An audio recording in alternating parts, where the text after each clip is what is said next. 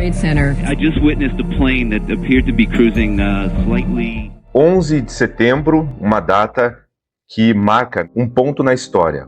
O ataque aos Estados Unidos, às Torres Gêmeas, e eu vou conversar agora com um paranaense que estava em Nova York nesse dia e que por pouco, não foi também para o local que acabou sendo atingido nesse ataque terrorista. Eu estive nos Estados Unidos em 2001.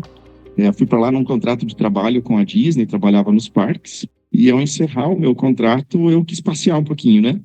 Até porque eu ia embarcar dos Estados Unidos depois e seguir viagem para a Espanha e seguir a vida.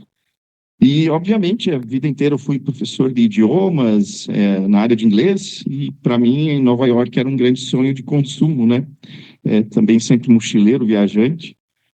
E aí compramos passagem, eu com os meus amigos que também estavam encerrando o contrato na Disney e fomos para Nova York. Nos hospedamos na ilha de Manhattan, chegamos lá e a coisa era maravilhosa, né? Nova York, uma cidade que encanta todo mundo, cidade que nunca dorme, a gente não queria parar um segundo para aproveitar bem os 3 ou 4 dias que a gente tinha. E eu tinha um voo marcado para o dia 11 de setembro de 2001, de Nova York até Barcelona, onde ia seguir minha viagem. E algumas coisas não deram muito certo no caminho, né? A gente começou a fazer os passeios, isso na sexta-feira já, quando a gente chegou na cidade. Fomos para o Central Park, visitamos o Empire State. Eu estava a 4 quadras, especificamente hospedado do Empire State, a 2 da ONU. E deixamos o suprassumo, que seria para segunda-feira, dia 10 de setembro, visitar as Torres Gêmeas. Na verdade, a gente ia visitar a Estátua da Liberdade à tarde, e as Torres Gêmeas à noite. Então, acabou não dando certo, porque naquele dia a gente ia visitar as torres na segunda-feira, dia 10 de setembro, e por conta de uma chuva torrencial que caiu na ida ainda para a Estátua da Liberdade, na volta a barquinha ia meio que sambando nas águas do Hudson, a gente acabou tendo que abortar, não ia ter o que ver, né, à noite. Então, acabei por pegar os meus colegas que estavam aí no passeio em Nova York e dizer, olha, vamos amanhã cedinho, a gente tem que sair do hotel às 11 da manhã, né? Então, se a gente conseguir às 9 horas estar na portaria para fazer o passeio para as torres, eu acho que está tranquilo, né? Dá tempo de a gente fazer o passeio e às 11 está para fazer o check-out no hotel, até porque nosso voo era o dia 11 de setembro pela Delta, né? A gente ia voar para Barcelona pela Delta às 5 horas da tarde. Enfim, chegamos no hotel, combinamos isso, vamos deixar as malas todas arrumadas e vamos amanhã cedinho, né? Liguei para casa, mãe, estou ligando para antecipar minha despedida, né? Tinha avisado aí que no nosso roteiro a gente ia fazer a visita hoje, ficar de boa no hotel amanhã, fazer só o check-out, enfim. Mas a gente teve que antecipar por esse motivo da chuva, né? Não ia ter o que ver. Mas estou te ligando para avisar que eu só vou falar contigo daqui a 2 dias. Então, tchau, Deus te abençoe, enfim, né? E empacotamos tudo, fomos dormir. Eu acordei às 8 da manhã, William, com o despertador, o céu estava de brigadeiro, a chuva já tinha ido embora, era a nossa torcida também, né, que a gente tivesse um dia bom no dia seguinte, e realmente acordou um dia de brigadeiro. Tem fotos aí, depois eu mando para você compartilhar com a galera. E acho que quando eu acordei, assim, veio aquela voz, assim, na minha cabeça, né, eu gosto muito de começar e encerrar ciclos, e naquele momento eu acabei por fechar o olho e começar a conversar com essa voz, assim, para ver o que eu tinha feito, que tinha sido válido aí nos 4 meses nos Estados Unidos, o que eu precisava abandonar, o que precisava manter aí de decisões, vida, né? E acabei fechando o olho e essa piscada de olho durou 30 minutos, né? Eu sou um cara que eu não paro, eu estou sempre fervendo, aproveitando, ainda mais em Nova York, num sonho de consumo que eu tinha, com um local importante para visitar, dentro do meu carimbo, né, de locais que eu estive, e no final das contas, meu Deus, né, acordei rapidão, assim, pulei da cama, tomar banho, fazer barba, e nisso, olhando na TV, apareceu, então, o primeiro choque com a primeira das torres, né.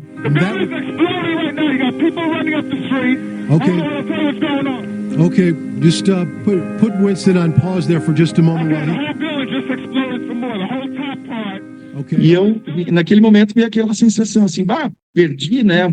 Não vou conseguir visitar, poxa, que azar, vou ter que voltar para Nova York, que, né? Um pouco triste, obviamente, pelas pessoas que tinham, com o avião, tinha se chocado, mas naquele momento meu sentimento era, como um adolescente, recém-jovem, perdi um local de visita, né? Mas a gente jamais imaginava que aquilo era um ataque terrorista e tudo que ia se desencadear e que aquelas torres viriam ao chão, né? A gente imaginava assim, teve choque, teve mortes, teve pessoas, né, que perderam a vida, mas jamais que as duas torres viriam ao chão. Era uma quadra inteira, cada uma dessas torres, né? E, tipo, era algo inadmissível. É como olhar para as pirâmides do Egito e todas caindo abaixo, assim. A gente não consegue dimensionar uma coisa como essa. E foi essa sensação que a gente teve, né? Eu logo peguei a câmera, falei assim, antes de decretarem que o Marco Zero estava fechado, falei, vou pegar a câmera, vou lá tirar foto. Aí, quando teve um choque, de repente começaram os bombeiros a chegar, falei, eu vou lá junto, vou ajudar a tirar a gente. Bem louco, né? Eu queria fazer minha parte.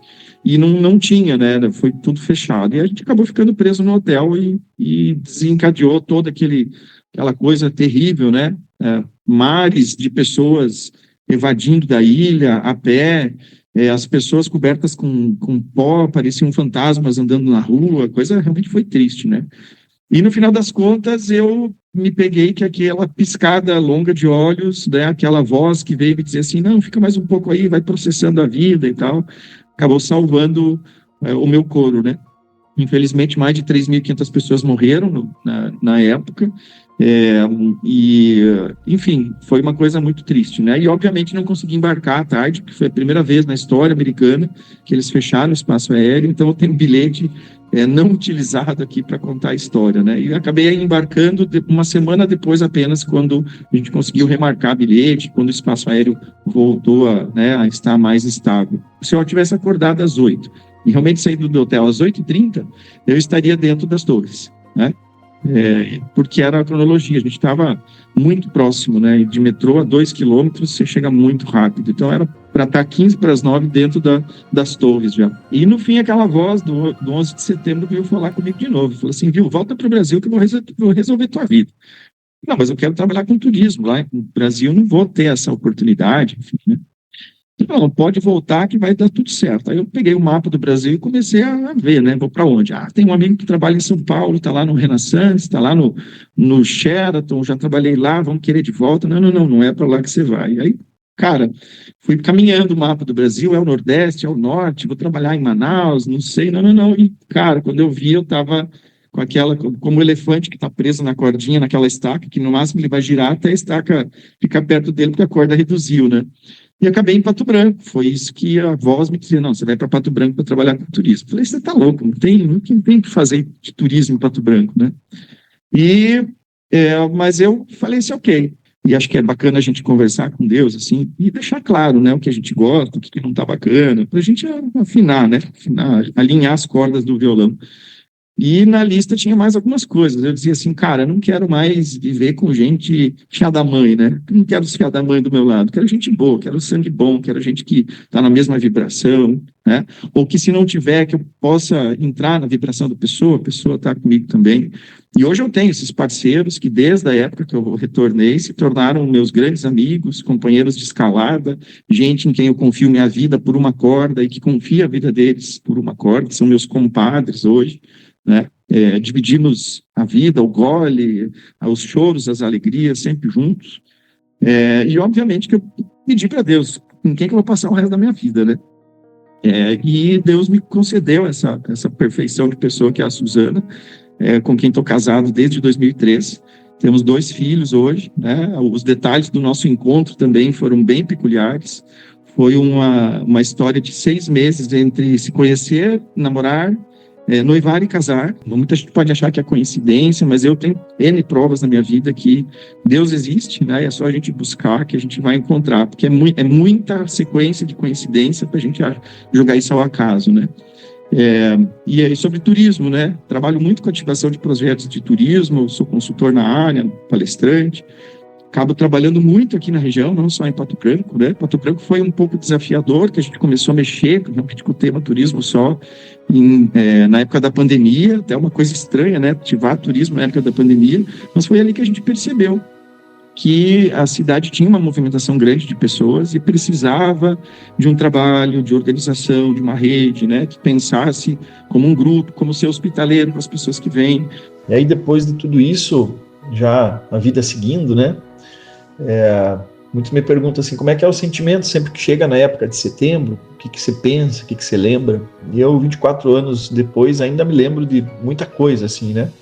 O sentimento é de um dia triste, um dia pesado, ao mesmo tempo um dia alegre para mim, pela segunda chance de vida.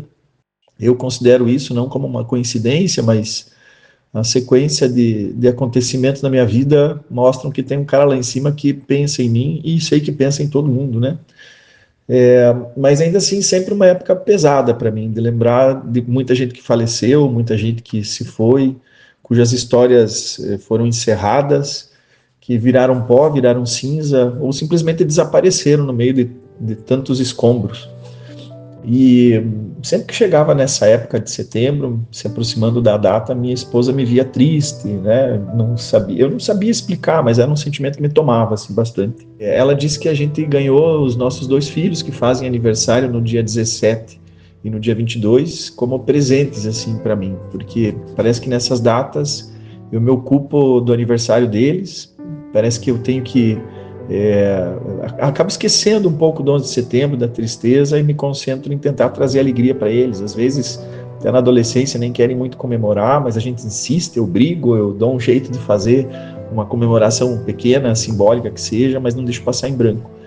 E parece que são presentes que Deus me deu, assim, justamente nessa época, para ocupar a minha cabeça e não me deixar tão triste, né? Mostrar que a história continua e que a gente tem que continuar aproveitando o que está ao nosso redor, os relacionamentos, e tirar a essência do que a gente tem no momento, né?